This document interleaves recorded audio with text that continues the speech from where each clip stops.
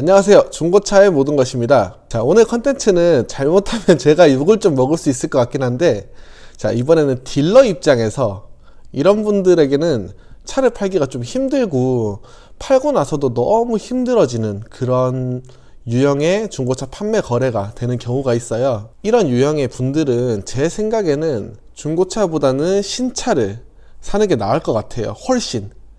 그래서 제가 욕먹을 각오를 하고 소신껏 한번 얘기해 보려고 합니다. 중고차 업을 하면서 많은 고객님들을 만나게 됩니다. 팔고 나서 너무너무 좋은 인연이 되는 경우도 많고 좋은 손님들도 너무너무 많습니다. 재방문해 주시는 고객님들에게는 너무너무 감사하고요 또. 하지만 어디에나 있는 진상 손님, 중고차에도 존재합니다. 물론 중고차가 서비스업이기 때문에 어느 정도 저희도 감수를 해야 된다고 생각은 해요. 하지만 가끔은 아주 어이없는 경우가 생기기도 합니다. 뭐 심지어 양심적으로 장사를 했는데도 사기꾼이라고 욕을 먹을 때도 있죠. 자, 그래서 내가 이런 생각을 가지고 있다면 중고차보다는 신차를 사는 게 훨씬 나을 것이고 본인도 스트레스를 훨씬 덜 받을 것 같아요. 신차를 사면. 그래서 딱 유형 3가지만 말씀드리겠습니다. 자, 탑3는 허위매물과 비교하는 유형입니다. 자, 허위매물 차량들을 인터넷에서 보고 저한테 와서 그 금액을 이야기하면서 차량을 찾는 분들이 있습니다.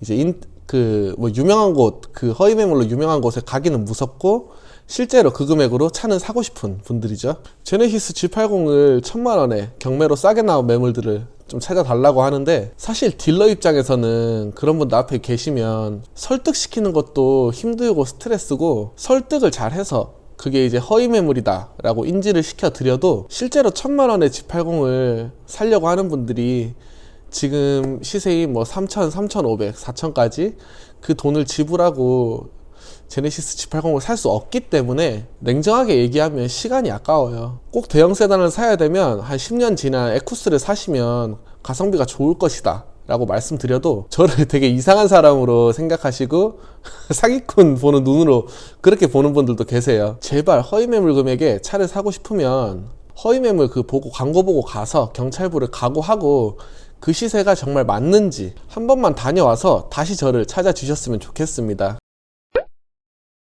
자, 두 번째 탑2의 유형은 무조건 깎아달라고만 하는 고객입니다. 이런 유형의 손님들은 진짜 잘못하면 싸게 살려다가 딜러를 잘못 만나게 되면 눈탱이를 세게 맞을 수도 있는 고객님들이에요. 저희도 장사를 하는 입장에서 뭐 차량에 대해서 사러 와서 합리적인 내고나 흥정은 물론 가능합니다. 뭐 중고차 특성상 완벽할 수가 없으니까 당연한 거죠. 근데 이제 지금 말하는 금액을 무작정 깎아달라는 것은 이제 합리적인 흥정이나 내고가 아니라 무작정 깎아달라고 떼쓰는 분들이에요. 뭐 제가 낸 차량 광고를 보고 금액이 어느 정도 합리적이고 다른 매물에 비해서 적당하다라고 생각해서 분명히 보러 오셨을 텐데 차량 실컷 다 보고 나서 200~300만원씩 깎아달라는 분들이 계세요.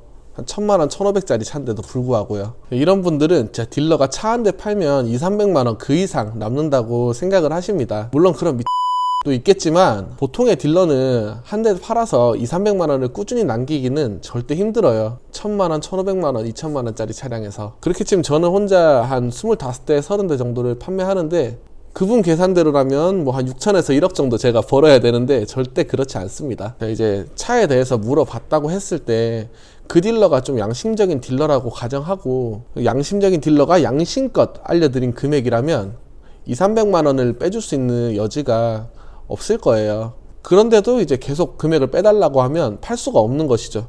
근데 이런 분들이 다른 분한테 이제 가서 나쁜 딜러를 잘못 만나게 되면 한 500만원 높게 차량을 보여줬어요. 그럼 이미 마진을 엄청나게 부풀려서 500만원에 갭이 있으니까 200만원을 깎아주는 액션을 취하면 그 차를 사게 되는 거죠. 뒤로 300만원 눈탱이 맞은 거는 몰라요. 깎아주는 것만 신경 쓰다 보면 정말 안타까운 상황이 나올 수도 있습니다. 자, 딜러도 자기가 이제 한 대를 가져오기 위해서 꽤나 많은 노력들을 합니다.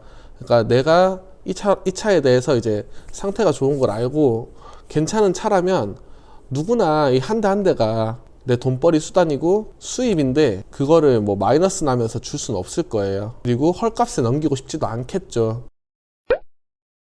탑1은 오래된 중고차를 신차이길 바라고 사는 유형입니다. 이건 정말 압도적인 탑1인 것 같아요. 이전까지 유형들은 말이 안 통해서 안 팔면 그만이에요, 제 입장에서는. 근데 이 문제는 차를 팔고 발생이 됩니다. 돌아버리는 거죠. 자, 보통의 딜러나 뭐 저 같은 경우도 손님을 이제 응대할 때 실내외를 다 보여주고 시운전 무조건 합니다. 그리고 제가 유튜브에서도 시운전은 무조건 해보고 사라고 강조를 드리고요. 그렇게 해서 이제 어느 정도 오케이가 돼서 출고를 한 건데, 출고를 한 뒤 어느 정도 일정 기간이 지나고 나서 계속해서 컴플레인을 거는 분들이 있습니다.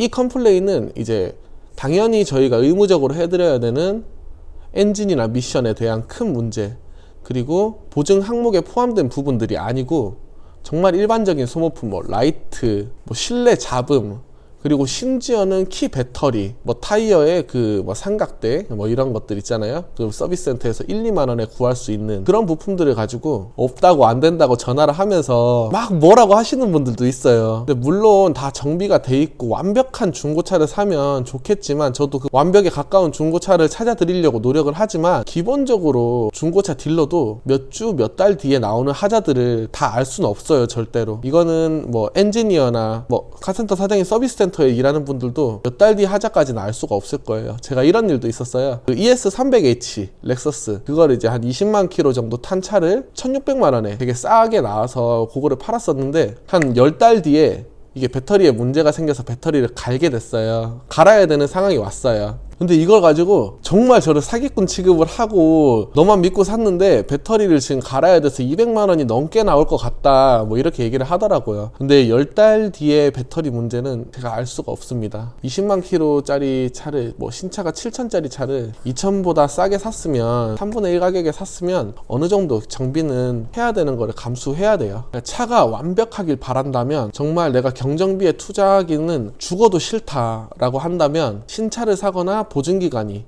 넉넉하게 남은 중고차를 사시기를 추천드립니다. 아니, 강력히 추천드립니다. 자, 이상으로 굉장히 이기적이지만 중고차 딜러 입장에서 한번 이런 분들은 신차를 사는 게 낫다 하는 유형들을 모아봤어요. 하지만 뭐 지금은 이제 되게 극단적인 경우였고, 또 실제로 판매를 많이 하면서 이런 분들은 소수예요. 대부분의 고객님들은 이제 좋은 관계를 원만하게 유지하고, 항상 저도 그 덕분에 먹고 살고 감사하게 생각하고 있습니다. 이상으로 중고차 사면 안 되는 사람 탑3를 알려드렸습니다. 감사합니다. 중고차의 모든 것이었습니다.